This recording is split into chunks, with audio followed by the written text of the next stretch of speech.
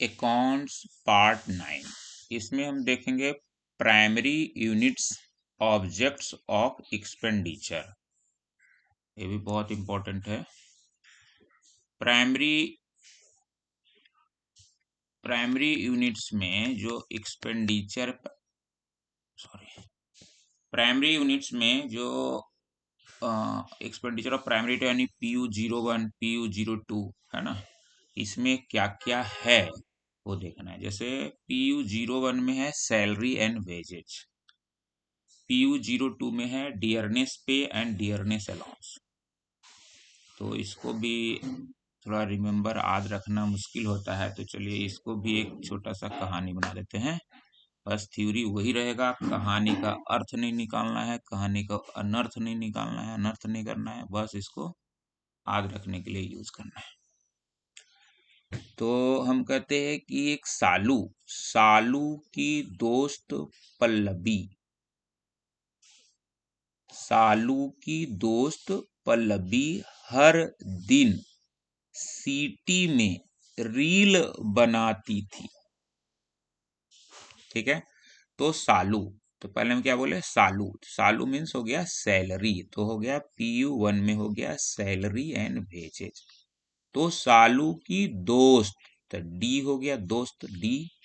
तो 02 में हो गया डियरनेस, डियरनेस डियरनेस दोस्त हो गया डी। तो डी से हो गया डियरनेस पे एंड डियरनेस अलाउंसेस आ गया कितना, दूसरा बार है ना सालू की दोस्त PU2 में। तो सालू की दोस्त क्या होता था, सालू की दोस्त कौन, पल्लवी, PLB पल्लवी। तो 03 में हो गया PU03 में हो गया प्रोडक्टिविटी लिंक बोनस, है ना। हर दिन, हर H और इसका R मिला दीजिए तो हम इसको बोलेंगे हर। तो हर मतलब हाउस रेंट अलाउंस, तो हो गया चौथा, हो गया PU4 हो गया हाउस रेंट अलाउंस। हर दिन सीटी में है ना, तो 05 में हो गया सीटी यानी कंपनसेटरी सीटी अलाउंसेज, ये हो गया PU5 में। रील बनाती मिलती थी, रील से हम याद रखेंगे रिलीफ, तो इंतरिम रिलीफ हो गया किसमें, PU06 में। ठीक है, रील बनाती मिलती थी कहाँ, मतलब सिटी में तो रील बनाती थी, लेकिन कहाँ बनाती थी रील, तो ट्रांसपोर्ट पर, बसों वगैरह पर बनाती थी। तो 7 नंबर में हो गया ट्रांसपोर्ट अलाउंस। ठीक है, पर उसके पास जो है अठन्नी भी नहीं था, तो उसके पास है ना अठन्नी नहीं था, तो अठन्नी मतलब 8। अब पास यानी पेंशन स्कीम, पास यानी पेंशन स्कीम, तो न्यू पेंशन स्कीम हो गया 8। यानी तो वैसे भी कह सकते हैं कि न्यू पेंशन स्कीम वाले को अठन्नी भी नहीं मिलने वाला है, तो 8 नंबर में हो गया न्यू पेंशन स्कीम यानी NPS। ठीक है, और उसका भाई जो है 9 लेबर लेकर के, है ना, उसका भाई जो है 9 लेबर लेकर के 10 किलोमीटर दूर जाता था, है ना। उसका एक तरफ उधर रील बना रहा है नाच नाच के, दूसरी तरफ उसका भाई जो है 9 लेबर लेकर के 10 किलोमीटर दूर था। 9 में क्या हो गया, 09 में हो गया casual labour, wages of casual labour, है ना। 9 में 10 किलोमीटर दूर जाता था, तो 10वें नंबर में हो गया मिस किलोमीटर अलाउंस, है ना। 10 किलोमीटर दूर जाता था। एक उधर पड़े थे KM से किलोमीटर में से मिसलेनियस पढ़े थे, उसमें जो हम लोग याद कर रहे थे, क्या था, चलिए हम भी भूल गए। 10 नंबर में किलोमीटर, 10 किलोमीटर दूर जाता था 9 लेबर लेकर के। ठीक है, और करता था 11 की ओवर टाइम करता था बेचारा उसका भाई, 11 घंटे की ओवर टाइम करता था। तो 11 नंबर में हो गया ओवर टाइम अलाउंस। और 12 बजे तक नाइट ड्यूटी भी करता था साथ में, सोचिए कितना मेहनत कर रहा था। तो 12 में हो गया नाइट ड्यूटी अलाउंस। ठीक है, और दूसरी तरफ हो जाओ, 13 की पल्लवी जो है दूसरी तरफ 14 की हो गई, है ना। जो 13 की जो थी, है ना, 13 की दूसरी ओर, है ना, दूसरी ओर उसकी बहन जो 13 की थी अब 14 की हो गई, तो 13 की दूसरी ओर, है ना, 13 की दूसरी ओर, दूसरी मतलब अदर, अदर, तो 13 हो गया अदर अलाउंसेज, है ना। 14 की हो गई तो 14 में की ओनेरियम, की ओनेरिया, ऑनरेरिया, है ना, 14 में हो गया की ऑनरेरिया, ठीक है। और फिर ये 14 की हो गई तो हुआ 15वें साल उसके पिता का ट्रांसफर हो गया, 15 में हो गया उसका फादर का ट्रांसफर, तो हो गया ये ट्रांसफर अलाउंस 15 में। जब ट्रांसफर हुआ तो ट्रांसफर कहाँ हुआ, बहुत दूर हो गया ट्रांसफर, ठीक है। तो वो जो है ट्रेवल करेगा कहाँ, ट्रेन से ट्रेवल करके गया, तो जहाँ ट्रांसफर हुआ तो उसको 16 दिन लग गया, तो 16वें में हो गया क्या, ट्रेवलिंग एक्सपेंसेज, है ना, ट्रेवल करके गया, ट्रेवलिंग एक्सपेंसेज हो गया 16 में। तो उसका जो लड़का था, है ना, जो लड़का था जो 9 लेबर लेके जाता था, 17 साल का था, है ना, तो 17 साल का उसका लड़का बोला कि पिताजी अगर आप एयर से आए होते तो आपको 16 दिन नहीं लगता, आप जल्दी पहुंच जाते, एक के दिन में पहुंच जाते।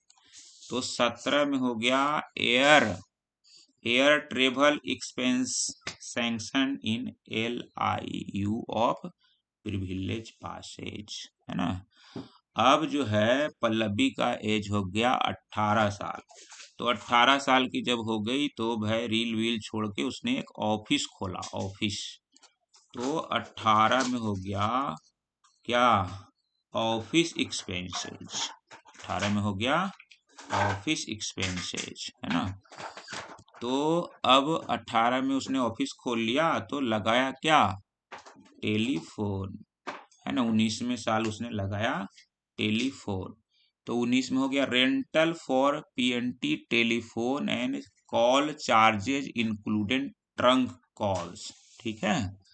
और 20 में हमको याद रखना है उसको भाई छुट्टी भी चाहिए, तो 20 में क्या हो गया, लीव इन कैशमेंट, है ना, लीव इन कैशमेंट। अब क्या हुआ कि उसका भाई ऑफिस खोला, कुछ व्यापार किया, लीव भी हो गया, तो अब उसको चाहिए व्यापार को आगे बढ़ाने के लिए क्या करना है, एडवर्टाइजमेंट, तो 21 में हो गया एडवर्टाइजिंग एक्सपेंसेज, एडवर्टाइज कराएगा, तो एडवर्टाइज कराने के बाद उसकी यूटिलिटीज क्या होगी, बढ़ जाएगी, तो 22 में हो गया यूटिलिटीज, 22 में क्या हो गया, यूटिलिटीज, और PU 22 में, और जब यूटिलिटीज बढ़ेगा तो व्यापार भी बढ़ेगा, लेकिन जो ऑफिस उसने रेंट पे लिया था तो उसका रेंट भी चुकाना होगा, तो 23 में हो जाएगा rental for office equipment, rental for office equipment, व्यापार बढ़ा रेंट भी चुका दिया उसने, यूटिलिटी बढ़ा तो व्यापार बढ़ा रेंट चुका दिया, रेंट चुका दिया, तो भाई अब तो पैसे ही पैसे है, तो उसने उस पैसे से खरीदा प्रिंटिंग मशीन, प्रिंटर, है ना, तो 24 में हो गया printing and stationery including publication, है ना, तो अभी हो गया, तो 25 में भाई बच्चों का एजुकेशन का भी अलाउंस उसको मिला, है ना, 25 में चिल्ड्रन एजुकेशन अलाउंस होता है, याद रखना है, ये दो बहुत इंपॉर्टेंट है। 20 नंबर में होता है PU 20 में लीव इनकैशमेंट, और PU 25 में होता है चिल्ड्रन एजुकेशन अलाउंस, जो हम लोगों को मिलता है, वो PU 25 के अंतर्गत में आता है। तो 27 में देखिए, 27 में अब देखिए, अब भाई पैसा भी आ गया, एजुकेशन अलाउंस, बहुत सारा पैसा आ गया, तो आदमी क्या करता है, पैसा जब आता है तो कहाँ इन्वेस्ट करता है, स्टॉक में इन्वेस्ट कर देता है बहुत सारा, तो 27 में हो गया 25, 27 में हो गया स्टॉक, है ना, cost of material from stock, cost of material from stock, बहुत ज्यादा पूछा जाने वाला ये PU है, PU 27, PU 28, PU 20, PU 25, बहुत ज्यादा पूछा जाने वाला है। तो PU 27 में होता है cost of material from stock, है ना। फिर होगा क्या, cost of material from stock, एक होता है 28 होता है, फिर भाई स्टॉक उसने क्या पैसे आ गए तो डायरेक्ट परचेज चालू किया उसने, कंपनी से। जैसे पहले क्या होता है, दुकान आदमी ऑफिस खोलता है तो कहीं बगल वाले से या उधर से खरीदता है, लेकिन जब पैसे काफी आ जाते हैं तो सीधा कहाँ कंपनी से माल उठाना। तो 28 में हो गया, 28 में cost of material direct purchase, ठीक है। और 29 में देखिए, 29 भी बहुत इंपॉर्टेंट है, रिम्यूनरेशन ऑफ री इंगेज स्टाफ का है, तो U29 में है ना। और इसके बाद आता है 31, तो 31 नंबर में है जो आपका फ्यूल है, fuel of other than traction, ये भी याद रखना है। और 32 सबसे इंपॉर्टेंट है, कॉन्ट्रेक्चुअल पेमेंट का जो है PU 32 में है कॉन्ट्रेक्चुअल पेमेंट, ये भी बहुत पूछता है। तो PU 32 में है कॉन्ट्रेक्चुअल पेमेंट्स, है ना। 33 में क्या है, ट्रांसफर और ऑफ डेबिट, 33 में है ट्रांसफर ऑफ डेबिट। तो कुछ PU को याद रखते हैं और कुछ PU को है उस कहानी के माध्यम से याद रखते हैं, ठीक है। 34 में क्या है, adjustment of wages of POH and other repairs from WMS account to revenue heads. 34 में अभी कुछ और भी है। 35 में क्या है, adjustment of material on POH and other repairs from WMS to revenue heads. 34 और 35 भी याद रखना है। एक है एडजस्टमेंट ऑफ POH, दोनों में अंतर क्या है, दोनों में इसमें कोई अंतर नहीं दिख रहा। 36 नंबर में, 36 में है एक्साइज ड्यूटी, हाँ 36 में एक्साइज यानी एक्सरसाइज जरूरी बा, 36 के बाद एक्सरसाइज जरूरी बा, एक्साइज ड्यूटी है ना। 36 में एक्साइज ड्यूटी, बहुत ज्यादा अगर व्यापार बढ़ेगा तो विदेशी से माल जब आदमी लाएगा या भेजेगा तो लगेगा, क्या लगेगा, एक्साइज ड्यूटी लगेगा। तो परचेज फ्रॉम मटेरियल में एक्साइज ड्यूटी लगेगा, तो एक्साइज ड्यूटी लगेगा तो कस्टम वाले का ध्यान रखना पड़ेगा। तो 37 में है, 37 में है कस्टम ड्यूटी पेड, एक्साइज पहले फिर कस्टम, है ना, एक्साइज फिर कस्टम, ऐसे याद रखना है। तो कस्टम आया तो कस्टम, फिर उसके बाद सेल टैक्स, है ना, पहले एक्साइज फिर कस्टम फिर सेल टैक्स।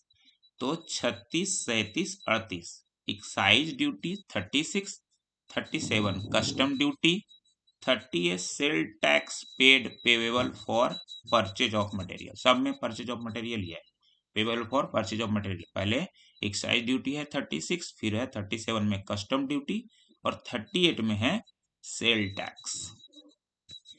फिर आता है 39, 39 में है एयर ट्रेवल, वापस पहले वाला है ना, 17 वाला है ना, 17 वाला एयर ट्रेवल में क्या है कि वो प्रिविलेज पास या जो है लाइव वाला है वो है। और यहाँ 39 में एयर ट्रेवल डोमेस्टिक, अगर किसी को सुविधा मिलता है तो। और 40 में है एयर ट्रेवल फॉरेन, है ना, 40 में क्या है, एयर ट्रेवल फॉरेन। फिर उसको आता है सीधा 99 याद रखना, अदर एक्सपेंसेज, बस। तो ये 36, 37, 38, 39 और 40 भी बहुत इंपॉर्टेंट है। 36 नंबर हम एक बार दोबारा पढ़ते हैं। 36 नंबर में हम एक्साइज देंगे, एक्साइज देंगे तो हमको कस्टम के पास जाना पड़ेगा, कस्टम वगैरह हो जाएगा तो सेल टैक्स भी हमको देना पड़ेगा।